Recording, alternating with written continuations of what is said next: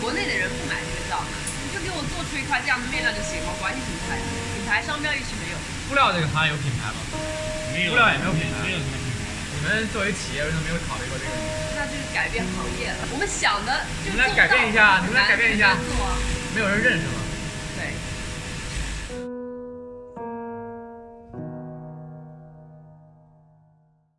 今天我们要去拍一家纺织厂，然后我们现在正在坐着一个女司机的车。你重新来吧，刚才害怕。不要害怕，对。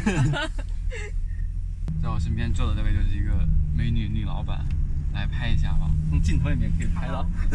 这里就是今天我们要拍的纺织厂，算是非常大的一个纺织厂了。然后我看有10几台机器，然后这一台一天24小时织，跟我们织毛衣差不多。然后机器呢分很多针数，所以会织很多不一样的布料。看这里全都是布料。这边都是已经织好的这个白匹的布料，然后拿去染色。我们待会儿扛一个回家，太多了，这能做多少衣服？今天我们来到这家纺织厂呢，据说是优衣库的代工厂之一，在江这一带算是挺大的工厂了，全自动化的机械非常高效。这家纺织厂主要是纺织一些棉织类的布料，这类布料主要运用在 T 恤和睡衣等一些服装当中。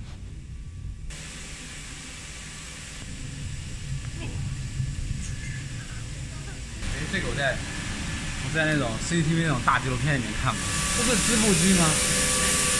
织布机，大圆机。哦，这一圈都是线，这就织布了。这个是圆筒的，这样是一个圆筒，这个看起来织得很快，这会儿可以织很多。大家看到电视里面经常拍过那种古代那种织布机啊，手摇的，所以特别慢。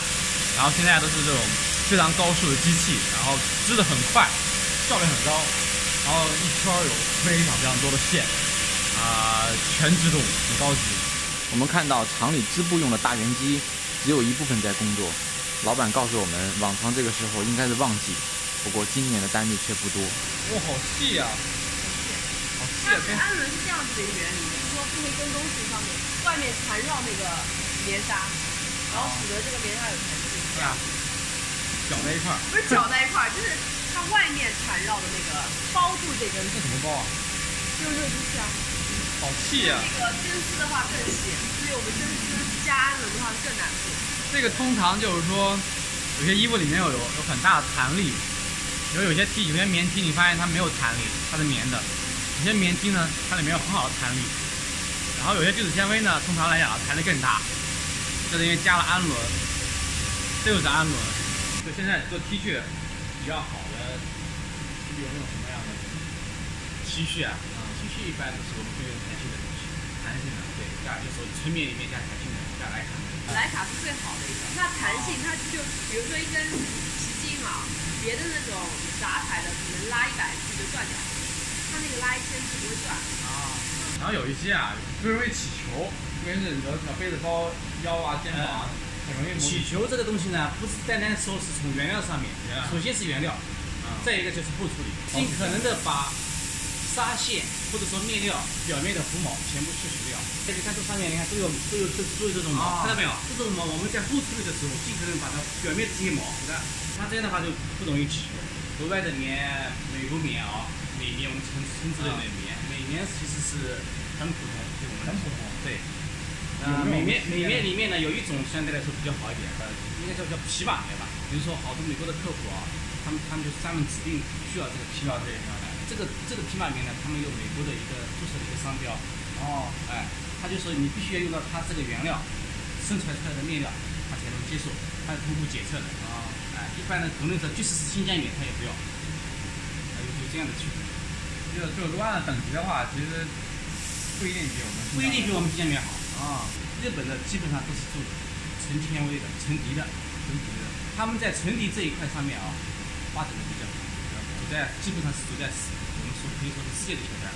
内衣我们用布料的比较多吧？纯布料的比较多，用棉的东西也有，但是它就是说不如布料舒服。它是纯纤维的，也是纯天然的东西，是什么木头，还有一种叫竹纤维，用竹子做的。它用竹子做的。就做内衣比较好的应该用布袋，布袋比较舒服，比较便宜的 T 恤，通常还是化纤面料比较多。棉的也有，棉的也有，那是便宜的啊，10块像做棉。 20-30块的都有棉，他们会放到国外去做，然后国外的工费比较便宜，加工成本低。对，那个面料棉那个会很差吗？那个面料不敢苟同了，反正我自己要去，我自己做面料啊。我们隔壁有一个他们做电商的，他们的面料，我去看20块钱一件 T 恤，反正我是送给我也不要穿。他们用的原料跟我们不一样，完全不一样。对。啊，我们比如说纱线啊，比如说我们按照支数粗细嘛，支数，对，它按照支数来区分的。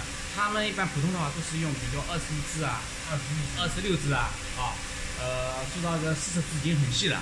那我们呢，要用到50支、60支、80支，那完全不一样。棉花，比如说是湖北的棉啊，那个新疆的棉，全国各地不都有吗？对。那么他们有的时候都会掺入一点国外的那个棉花进来，进去也有可能。那你美国的，你都不知道，有些你都不知道是这个哪个国家的棉花。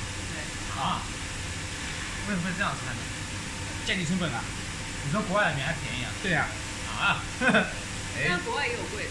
当然也有贵啊，不是说完全便宜啊，这不是说一概而论。这个环节真的是不透明的，不透明。所以说我们他们到底掺了专业的也分不出来。只有做出来了之后，会有一些细微的差别。现在国外像那种印度啊、越南，他们那边做这些金融，肯定的。他们技术怎么样？技术现在都是我们国内带去的。因为我们很多国内的老板嘛，都往那边去发展了。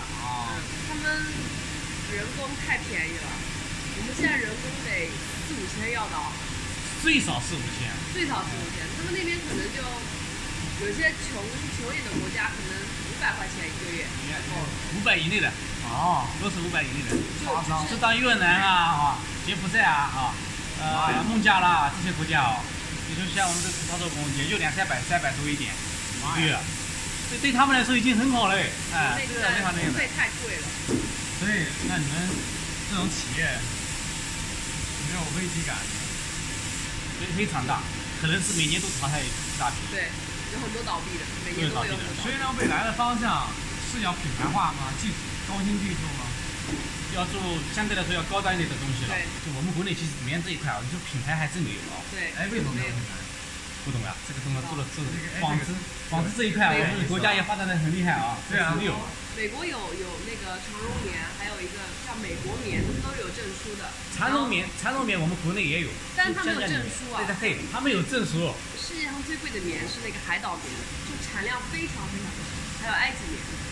那你说这个新疆棉大家也没有证书，这平常大家网上宣传，就业界良心啊，就是你用新疆棉，然后可能做出来效果是确实会不一样，但穿着的舒适感都会不一样。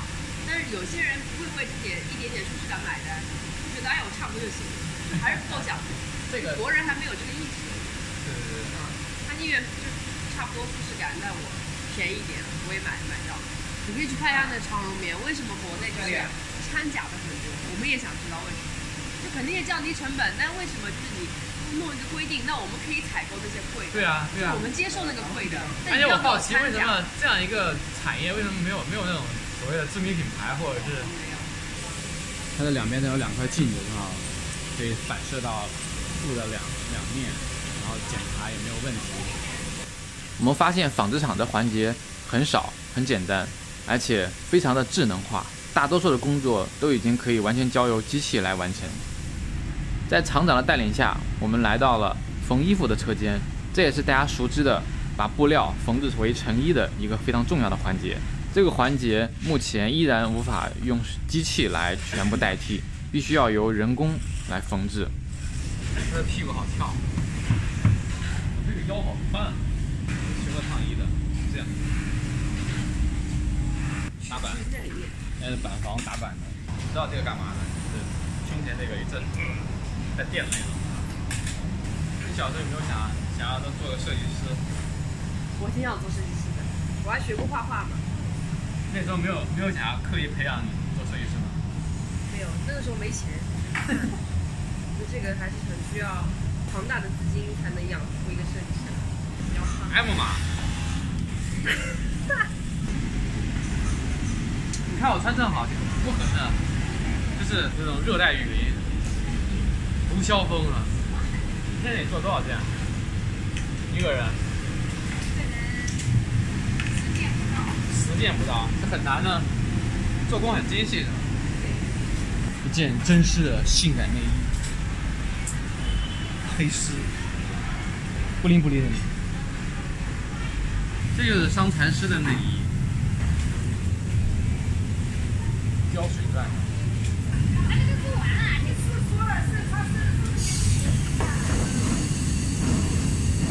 唱歌。下班了。中午的时候正好赶上工人们吃饭的时间，铃声一响，大家都非常急忙地跑出去，因为工厂的工人是计件的工资，所以每个人都想尽量的争取一些时间出来工作，而中午也并没有午休的安排。吊出来，好，差不多啊。牛，来，伸进来，伸进来，对，聪明。